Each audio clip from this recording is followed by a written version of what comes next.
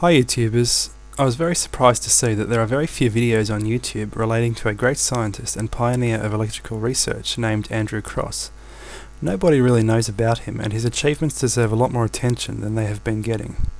Andrew Crosse was an Englishman who lived 1784 to 1855 and was, in his time, a famous and respected electrical scientist.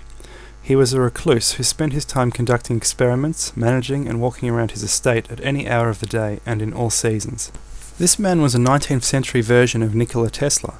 Nikola Tesla is famous for building the now demolished Wardenclyffe Tower in the early 20th century for electrical research of the atmosphere.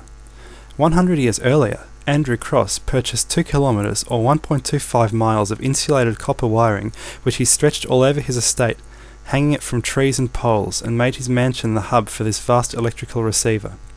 He even created voltaic pile batteries of 50 jars or more to store charge, and was one of the first to do so. He had a steel ball receiver which was continuously receiving charge from the cabling all over his property. It was inscribed with the Latin words "Noli me tangere," don't touch me. One of the maids did touch the ball and ran away complaining that the nasty thing had attacked her.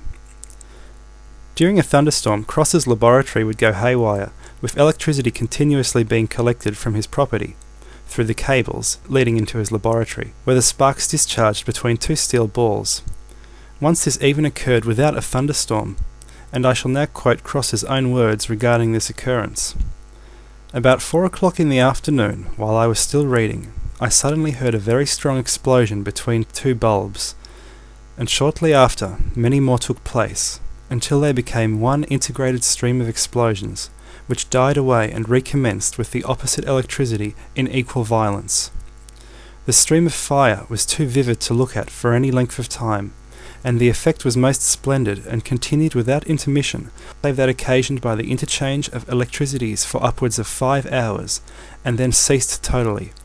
During the whole day and a great part of the succeeding night, there was no material change in the barometer, thermometer, hygrometer, or wind, and nor did the driving rain and fog alter in its violence.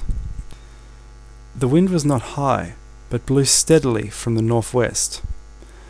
Had it not been for my exploring wire, I should not have had the least idea of such an electrical accumulation in the atmosphere."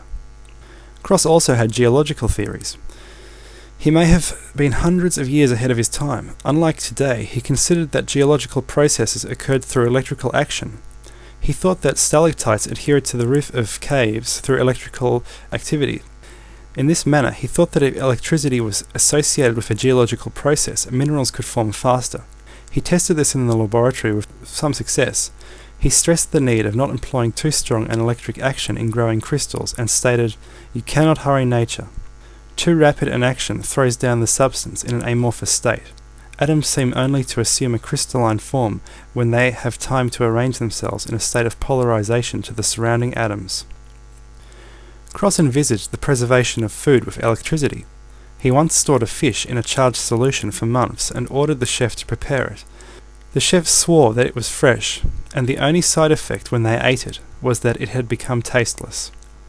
According to one book entitled The Man Who Was Frankenstein, 1979, by Peter Haining, Andrew Crosse gave an electrical lecture and demonstration to Mary and Percy Shelley in 1814. Mary Shelley would go on to write the book Frankenstein in 1818 about a mad electrical scientist who reanimates life from dead tissues. This would perhaps mean that Andrew Crosse is the historical Frankenstein. Crosse's most famous achievement, one that made the newspapers in 1836, was in fact that he apparently created life. He had been conducting electrocrystallization experiments and noted minute insects appearing in electrified solution.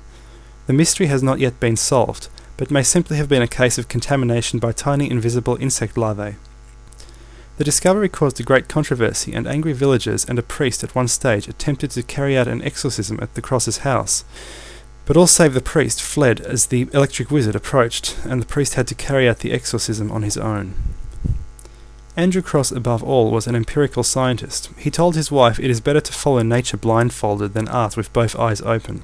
In other words, it is better to conduct experiments than merely theorize in an a priori manner in order to gain an understanding of the world.